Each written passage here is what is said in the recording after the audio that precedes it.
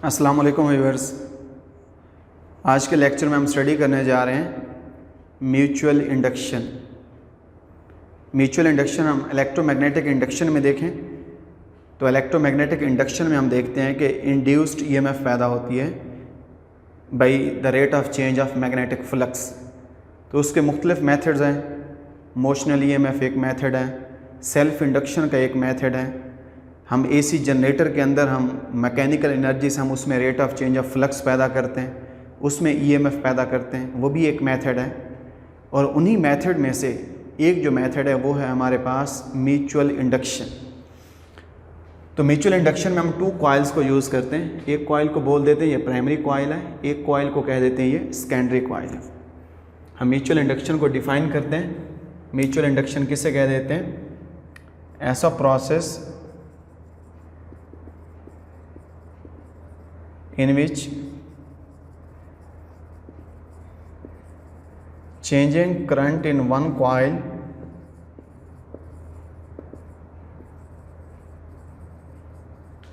produces EMF in the second coil. That process is called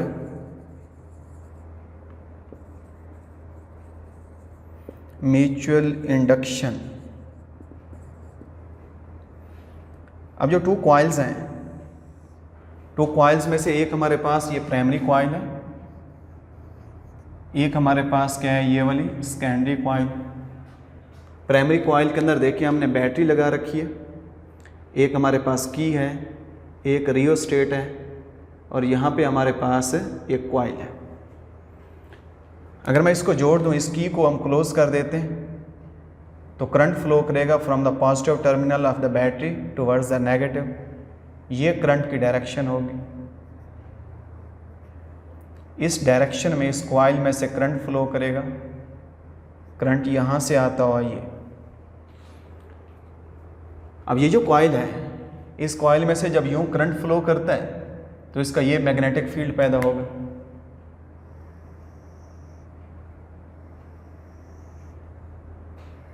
ये primary coil का magnetic field है, ये उसका नॉर्थ पोल है,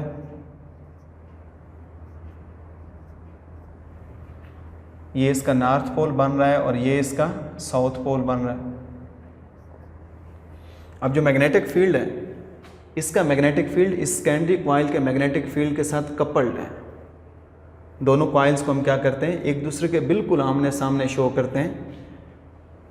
वो इसलिए कि जो पहली कॉइल का मैग्नेटिक फील्ड है वो एग्जैक्टली दूसरी कॉइल के साथ वो लिंक्ड है। दोनों कॉइल्स आपस में इलेक्ट्रिकली इंसुलेटेड हैं। इलेक्ट्रिकली उनको आपस में किसी किस्म का कोई ताल्लुक नहीं है। तो जब ये वाला मैग्नेटिक फील्ड इस कॉइल से गुजरेगा, जब ये वाला मैग्नेटिक फील्ड इस कॉइल से गुजरेगा तो ये यहाँ से यूँ करके ये मैग्नेटिक लाइंस यहाँ से गुजरती हैं, ये मैग्नेटिक लाइंस यहाँ से गुजरती हैं। अब जो इसका मैग्नेटिक फील्ड है वो जो ही इसमें से गुजरेगा इसके फ्लक्स का सबब बनेगा। और जो फ्लक्स है वो किस पे डिपेंड करता है? बी ए कॉस थीटा। जब इसका मैग्नेटिक फील्ड गुजरेगा इसका फ्लक्स का सबब बनेगा। जब इसका फ्लक्स हम देखते हैं कि फ्लक्स अगर चेंज होगा तो rate of change of flux की वजह से क्या होगा, इस सेकेंडरी कॉइल के अंदर ये इंड्यूस्ड ईएमएफ पैदा होगा और उस इंड्यूस्ड ईएमएफ की वजह से इस सर्किट से करंट फ्लो करेगा। उस करंट को ये गैल्वेनोमीटर डिटेक्ट करेगा। तो यहाँ पे क्या है कि जो ही यहाँ से करंट गुजरता है इस कॉइल का ये मैग्नेटिक फील्ड पैदा होता है, सोलेनॉइड की तरह बिहेव करती है ये कॉइल। ये अब जो इसका मैग्नेटिक फील्ड है वो इसके साथ कपल्ड है। यहाँ पे रियोस्टेट लगा रखा है। हम रियोस्टेट की मदद से उसके रेजिस्टेंस को चेंज करते हैं। जब रेजिस्टेंस को चेंज करेंगे सर्किट का करंट चेंज होगा। जब सर्किट का करंट चेंज होगा तो इसका ये मैग्नेटिक फील्ड चेंज होगा। जब इसका मैग्नेटिक फील्ड चेंज होगा तो इसका मैग्नेटिक फ्लक्स चेंज होगा। जब इस कॉइल का फ्लक्स चेंज होगा इस कॉइल के अंदर इंड्यूस्ड ईएमएफ पैदा होगा। तो हम क्या कहते हैं कि by changing the current in the primary coil that induces EMF in the secondary coil and that process is called mutual induction. Magnetically जो इसका इंडक्शन का प्रोसेस है वो मैग्नेटिक इफेक्ट से होता है, electrically the resistance between the primary and the secondary coil is infinity. Coils आपस में इलेक्ट्रिकली प्योरली इंसुलेटेड है। हम कहते हैं सेकेंडरी की यहाँ पे जो नंबर ऑफ टर्न्स हैं उनकी तादाद है NS। सेकेंडरी की जो एक कॉइल से फ्लक्स गुजरेगा वो φS है, जो उसकी टोटल कॉइल से फ्लक्स गुजरेगा वो N∅S, NS∅S, that is directly proportional to current through the primary. ये प्राइमरी है, जितना प्राइमरी से करंट ज़्यादा होगा और लाजमी बात है इसका मैग्नेटिक फील्ड ज़्यादा होगा और इस कॉइल से गुजरने वाला मैग्नेटिक फ्लक्स ज़्यादा होगा। तो ये total flux through the secondary coil that is directly proportional to current through the primary coil. इस प्रोपोर्शनैलिटी कांस्टेंट की जगह हम क्या लगा देते हैं, M म्यूचुअल इंडक्टेंस इनटू क्या आ जाएगा, IP, MIP। ये हम इसको इक्वेशन 1 कह देते हैं, where M is the mutual inductance of the two coils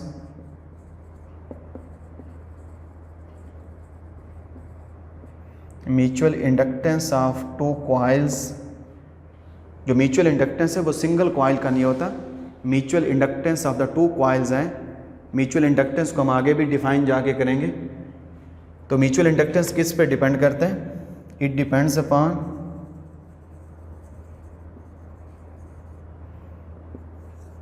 nature of the coils. Nature means के रेजिस्टेंस ऑफ कॉइल्स, ये कॉइल्स के रेजिस्टेंस पे डिपेंड करता है। Upon the area of cross section of coils, coils के area of cross section पे depend करता है। Upon the number of turns of coils and the fourth thing is the closeness of coils. जितनी closeness of coils होगी, जितनी coils की closeness ज़्यादा होगी उतना इसका जो मैग्नेटिक फ्लक्स है वो उसके साथ वो ज़्यादा कपल्ड होगा। जब इसका मैग्नेटिक फ्लक्स उसके साथ ज़्यादा कपल्ड होगा तो इंडक्शन का प्रोसेस जो होगा वो ज़्यादा फास्ट होगा। As by Faraday law of electromagnetic induction, the induced EMF in the secondary coil is directly proportional to rate of change of flux in the secondary coil। ये Faraday law है। φS लिख दिया NS और induced EMF in the secondary। अब number of turns of the secondary constant है। अगर number of turns उसके constant हैं तो फिर हम n को उठा के वो जो डेल एक वेरिएशन है हम उसको वेरिएशन के अंदर हम लिख सकते हैं। अगर ये n वेरिएबल होता तो उसको वेरिएशन के अंदर हम ना लिख सकते, डेल के अंदर ना लिखते। बाई इक्वेशन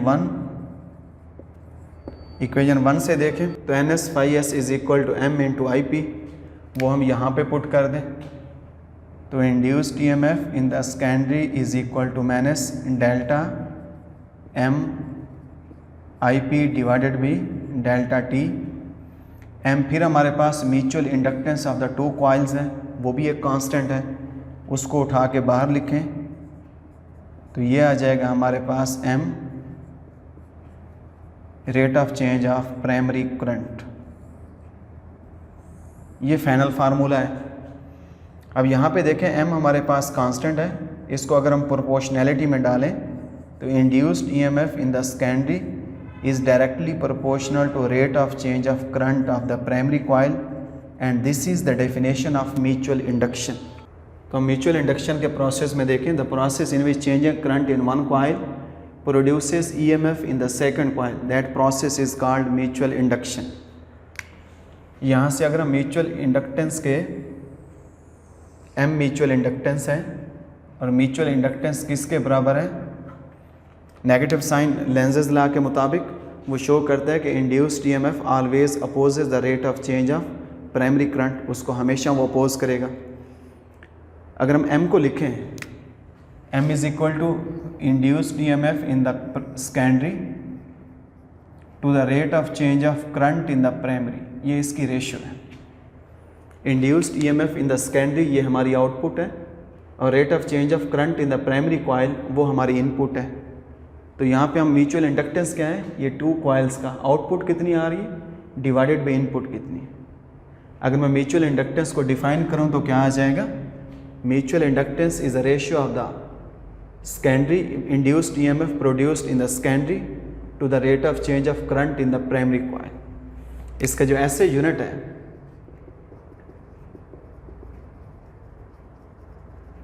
ऐसे unit of inductance is henry and 1 Henry is equal to, if current changes at the rate of 1 ampere per second in the primary coil and it produces 1 volt EMF in the secondary, then inductance of the 2 coils is called 1 Henry। 1 Henry किसके equal आ जाएगा, 1 Henry is equal to 1 volt second ampere inverse। This is the unit of inductance. Mutual inductance हो चाहे self inductance हो, दोनों inductance के लिए हमारे पास जो उसका ऐसा यूनिट है वो हमारे पास क्या है, वो हेनरी है। तो इस लेक्चर में हमने क्या देखा है कि हमने म्यूचुअल इंडक्टेंस को डिफाइन किया है। हमने दोनों कॉइल्स में देखा है कि इस कॉइल के प्राइमरी को चेंज करके हम सेकेंडरी के अंदर आउटपुट को कैसे हासिल करते हैं, और फिर हमने ये उसके मैथमेटिकल फॉर्म डिराइव किए। Induced EMF in the secondary is directly proportional to rate of change of current in the primary coil, और फिर हमने 1 हेनरी जो यूनिट ऑफ द इंडक्टेंस है उसको डिफाइन किया। अगर हम इस टॉपिक के साथ इसके एग्जांपल को हम डिस्कस करें तो इसके एग्जांपल में हमारे पास एग्जांपल में लिख देते हैं, an EMF of 5.6 volt is induced in the coil. EMF कितनी इंड्यूस्ड हो रही है, EMF induced in the secondary is 5.6 volt in a coil when the current in the nearby coil is decreased from 100 ampere to 20 ampere। Current को कितना decrease करते हैं, I1 is equal to 100 ampere to I2 is equal to 20 ampere in the time 0.02 second. इतने interval के अंदर वो current change होते हैं। आपने mutual inductance of the 2 coils को मालूम करना है। और जो नेक्स्ट क्वेश्चन है वो है, if the secondary has 200 turns find the change in flux through this interval. अगर हम कहते हैं कि number of turns of the secondary वो 200 हैं, देन क्वेश्चन है find the change in flux in that interval. आपने change in flux in the secondary बताना है। आपको जो चेंज इन करंट गिवन है, चेंज इन करंट है आपके पास, प्राइमरी का करंट चेंज होता है from 100 to 20। Change in current है 80 एम्पेयर। जो म्यूचुअल इंडक्टेंस का फार्मूला है वो कौन सा है, हम कहते हैं कि as mutual inductance is equal to induced EMF in the secondary to the rate of change of current in the primary। तो ये वाला फार्मूला क्या बनेगा कि induced EMF multiplied by delta T divided by change in current. आप यहाँ पे induced EMF की ये वैल्यू पुट करें, टाइम इंटरवल ये गिवन है, चेंज इन करंट 80 है, ये यहाँ पे पुट करें, आप म्यूचुअल इंडक्टेंस को मालूम कर लें। और उसके बाद अगर हम चेंज इन फ्लक्स को मालूम करें कि what is change in flux if number of turns are given, तो हमें पता है कि according to Faraday law of electromagnetic induction ये फार्मूला है। चेंज इन फ्लक्स किसके इक्वल है, induced EMF in the secondary multiplied by delta T divided by NS। Induced EMF in the secondary 5.6, time interval given है 0.02 second, and number of turns of the secondary are 200। ये यहाँ पे put करें तो flux का unit आ जाएगा, flux की magnitude आ जाएगी कि change in flux that is equal to something. इसमें जो भी रिज़ल्ट आता है उसका यूनिट वेबर होगा। इसमें म्यूचुअल इंडक्टेंस के लिए जो भी उसका रिज़ल्ट आएगा उसका यूनिट क्या होगा, हेनरी। तो ये हमारा आज का लेक्चर था जिसमें हमने म्यूचुअल इंडक्टेंस को स्टडी किया है। हमने उसके रेलिवेंट एक एग्जाम्पल को भी सॉल्व किया है। आप इस टॉपिक को स्टडी करें, इसको पढ़ें। एनुअल एग्ज़ाम के लिहाज से इंतहाई इम्पॉर्टेंट क्वेश्चन है। अगर कहीं आपको कोई प्रॉब्लम महसूस होता है तो आप मैसेजेस करें, आप कमेंट्स करें, हम आपके साथ हैं। आपको पॉजिटिव फीडबैक देने के लिए, आपको सपोर्ट करने के लिए हर लम्हे आपके साथ हैं। Thank you so much.